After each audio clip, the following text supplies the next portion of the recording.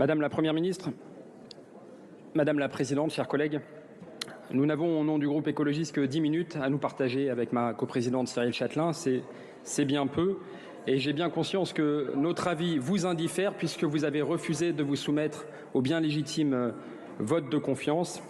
Aussi, j'irai à l'essentiel. Madame la Première ministre, nous n'aurions pas voté la confiance, évidemment, car nous n'avons aucune raison de vous faire confiance au vu des 5 années écoulées. Au contraire, nous exprimons de la défiance.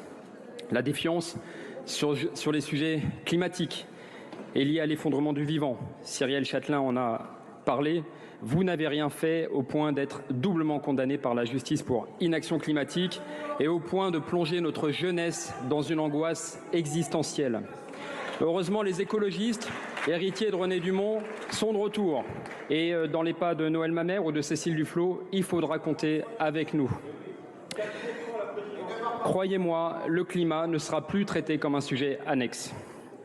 Défiance sociale, car les politiques publiques injustes que vous avez menées ont affaibli les services publics et accru les inégalités au point de disloquer le pays. Défiance démocratique, puisque nous vous devons malheureusement la présence sur ces bancs de 90 députés d'extrême droite. C'est le fruit d'un long travail de banalisation de leur discours de votre part. Vous qui vous présentiez comme un rempart et qui n'avez pas voulu choisir entre nos candidats, ceux de la nouvelle Union populaire écologique et sociale, vos opposants et les adversaires éternels de la République. C'est une faute extrêmement lourde de vous être fait, non pas rempart, mais marchepied de l'extrême droite dans cette institution. Défiance à l'égard de ce nouveau gouvernement. Défiance quand on voit que le garde des Sceaux, mis en examen, est reconduit dans ses fonctions, faisant de nous la risée des démocraties modernes. Défiance à l'égard de M. Darmanin, reconduit ministre de l'Intérieur, alors qu'il qualifie ses opposants d'ennemis.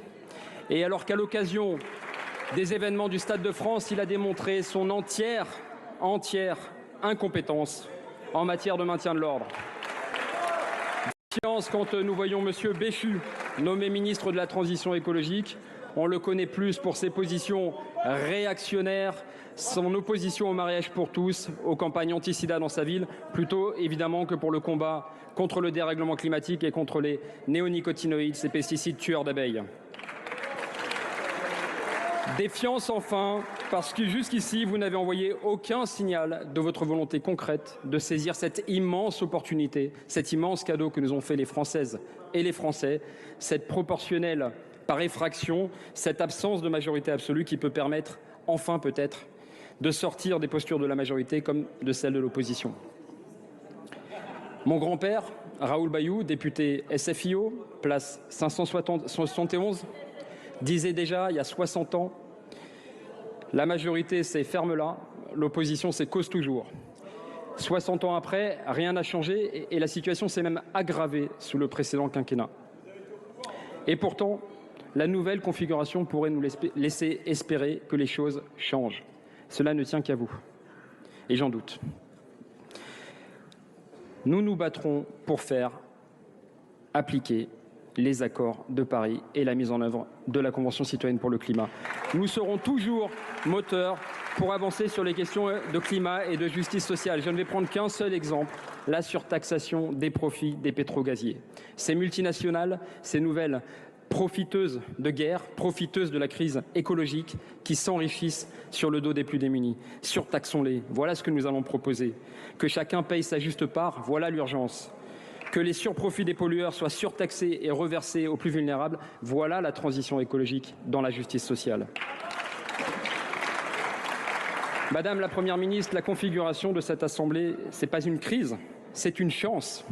À la majorité relative, je dis, n'ayez pas peur du débat, n'ayez pas peur des compromis. Assumez de descendre de votre piédestal, d'en finir avec vos certitudes, d'écouter les corps intermédiaires, les associations, les syndicats, les autorités indépendantes qui vous disent l'état du pays. Sortez du déni et reconnaissez enfin l'urgence d'agir pour le climat. Saisissez cette opportunité de faire progresser la démocratie. Pour notre part, nous, écologistes, nous y sommes prêts et prêtes. En résumé, Madame la Première ministre, chaque fois que vous poursuivrez vos politiques climaticides de casse sociale et de recul démocratique, vous nous trouverez sur votre chemin combatif et déterminé. Et chaque fois que vous déciderez d'agir pour le climat et contre les inégalités, vous nous trouverez, nous les écologistes, prêts et prêtes pour voter ces avancées. Merci beaucoup.